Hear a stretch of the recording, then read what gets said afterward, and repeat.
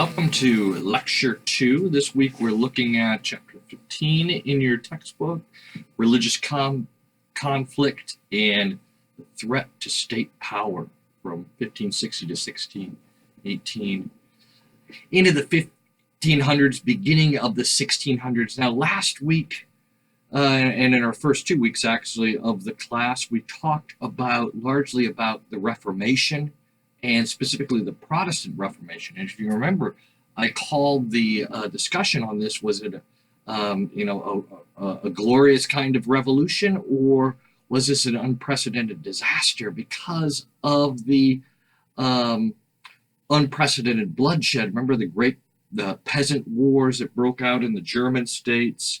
And I also explained to you how Christianity splintered into a whole spectrum of different beliefs. Remember the spectrum of beliefs, with the Catholics over on the far side, the most conservative, the Church of England, which is a lot like Catholicism in its practice, or the Anglican Church it was called. In the middle was sort of the Lutherans, who accepted some of the sacraments of the Catholic Church, at least baptism and communion. Right, and then you had the more radical Protestants, the Calvinists, Puritans, and finally the Anabaptists and the followers of Zwingli. This sounds like a Chinese name, but it's actually a German name. So that's the spectrum of beliefs. Make sure you understand that, or know those different religious beliefs and the traditions within Christianity that were begun during the 1500s by those various Protestant reformers who broke away from the Catholic Church. That's still visible with us today. It's still here with us today within Christianity and the various denominations that still exist. This week we're looking at the continuation of these religious conflicts. And first, if you look at the description in your textbook of the French Wars of Religion, religious divisions really began what was a kind of civil war between Protestants and Catholics in France. The Protestants in France were known as Huguenots. So keep that in mind. After a great deal of bloodshed, after what's known as the St. Bartholomew's massacre in 1517, which, as the name suggests, was a pretty unprecedented period of bloodshed. You had a period of toleration, an attempt at toleration by this French king, known as the Edict of Nantes. Right? So there's so much bloodshed that he tries to bring some peace to it. Henry IV of France does in this Edict of Nantes. That's Nantes. The decree issued by the king that granted the Huguenots, the Protestants, a large measure of religious toleration. It was sort of like, as long as we don't see you practicing too openly, it's okay. Okay, so that's what was going on at France at this time. There are other wars of religion going on at this time. There was the Defender of the Faith, as he was known, probably the most powerful emperor of the Habsburg Empire, which, if you look at them, I think you can find a map of that in your textbook as well. Philip II controlled a great deal of Europe, the country of Austria, Spain, and even other places on the continent of Europe, what is today Belgium and Holland. And that's where there's a revolt by Calvinists, the Dutch Puritans, really. Remember the Calvinists, followers of John Calvin, believers in that doctrine of predestination.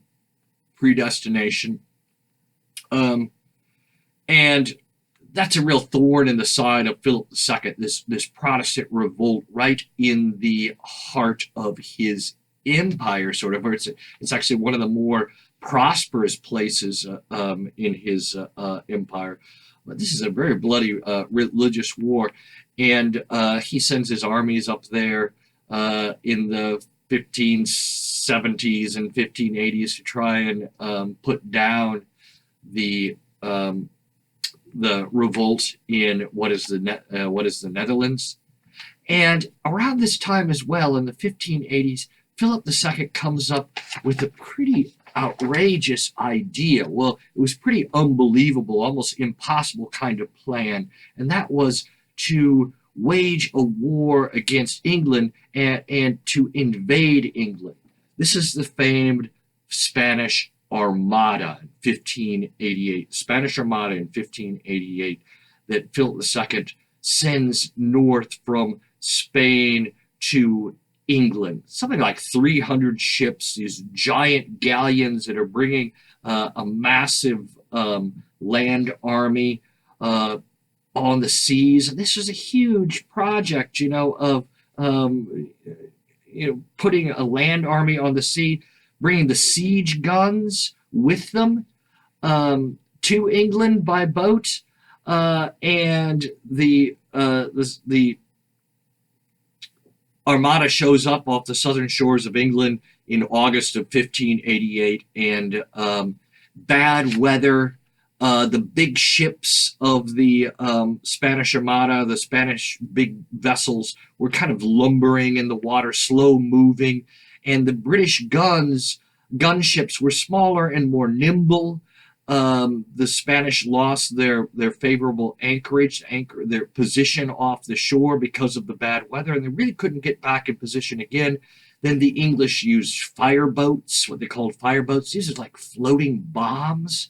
They filled the hulls of the below deck quarters of these ships with a bunch of scrap metal and junk and gunpowder, and then sealed off the top of the ship with tar, and then set them alight. They were giant floating bombs, and they didn't so much do that much destructive damage to the Spanish fleet in the end, but they sowed chaos in the formation of the ships. It added to the chaos of the weather, the fact that a number of the ships had been destroyed by English gunships, and the Spanish Armada is forced to return to Spain. In fact, you can look up a map of this on your on the internet, map of the Spanish Armada, and you'll see that the Armada itself sails all the way around the British Isles and then back to Spain. A huge journey.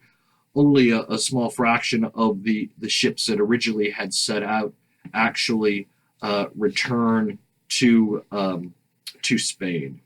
So that was a big defeat for Philip II. And I want you to think as well about why it is that Spain, under Philip II, had put together one of the largest empires on earth, because it not only included places in Europe and the Austria, Spain, but it also included places outside of Europe, most of the Americas and the Philippines, because this is, after all, also the age of exploration that you read about last week in the chapter on the Reformation and the age of exploration. Now, the other thing that's talked about at some length in your textbook is the 30 Years' War, which lasts from 1618 to 1648. Obviously, this lasts for 30 years. It started out largely as a failure of the Peace of Augsburg, which had given the German kings the option of choosing whether they were to become Protestant and Lutheran, followers of Martin Luther, or whether they would become or remain within the Catholic Church. And that breakdown of that uneasy truce between Lutheran kings and Catholic kings in the German states results in the breakdown of that results in what would become the 30 Years War. Usually this is described as the last great war of religions, and it starts out largely between Protestant and Catholic nations, and then you have the intervention of France as well as Sweden into the conflict. It ends in 1648 with the Treaty of Westphalia. Okay, so read in your textbook about that as well. And the other thing I want to talk about in the end of the chapter is the rise of science and the scientific revolution, especially that begins in the 1600s, sorry, mid and late 1600s. You have a scientific revolution that really had begun with Nikolai Copernicus, this Catholic priest in Poland, and Galileo, the Italian, who's excommunicated from the Catholic Church, means kicked out of the church. That's about the highest level of punishment that you could get at the time within the church, was to be excommunicated.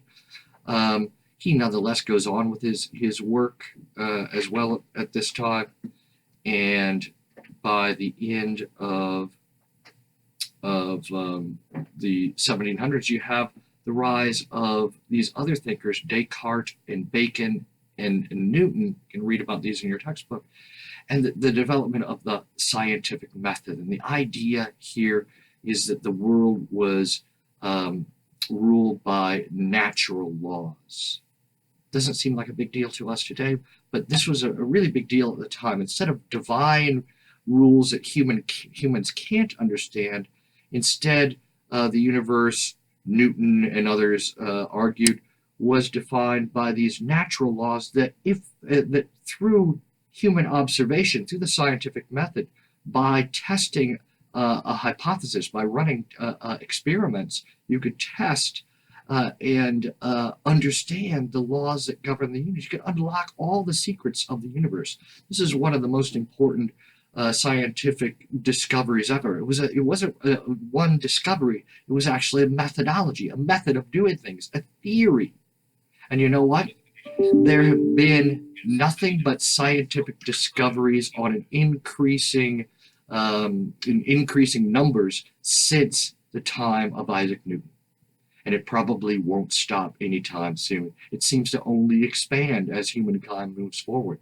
Okay, so in review, here we have it. We see the continuation of the religious warfares in Europe and the Reformation. We see a civil war being fought in France between the Protestant Huguenots. We have the St. Bartholomew's Day massacre. We have then a period of toleration in France. Well, you can also read in there about the rise of a new rich merchant class, the nobles of the robe. And then we have Philip II and his problems of revolt in the Catholic, in his Catholic empire in Holland, or the Netherlands, as it's sometimes called, the Dutch revolt. And then we have Puritanism also rising in England at this time. I didn't talk too much about Elizabeth, but she's the Queen of England at this time. This is the Elizabethan era in England, a time of Shakespeare and artistic flowering. And she tries to walk that fine line between not going too far from Catholicism. Remember that spectrum of belief that the Church of England is pretty close to Catholicism. She doesn't take it too far away from Catholicism, but there increasingly is this Puritan minority there who wants the church to become more Calvinistic. They want to get rid of the stained glass windows, to emphasize the reading of the Bible in English, that priests should be allowed to dress in the to only dress in very plain clothing, right? Puritans like everything in sort of black and white, right? They were so radical. I think I mentioned this last week. They didn't even feel comfortable with celebrating formerly pagan holidays like Christmas, right? Because of the it wasn't particularly biblical, and it took the emphasis off of biblical scholarship. Okay, and then finally we have the rise of the scientific revolution, which I just went through. So that's a rough outline of what you should be looking at this week. Let me know if you have any questions, and get involved as soon as you can on the discussion board. And I'll talk to you soon. 15 minutes 33. Pause video.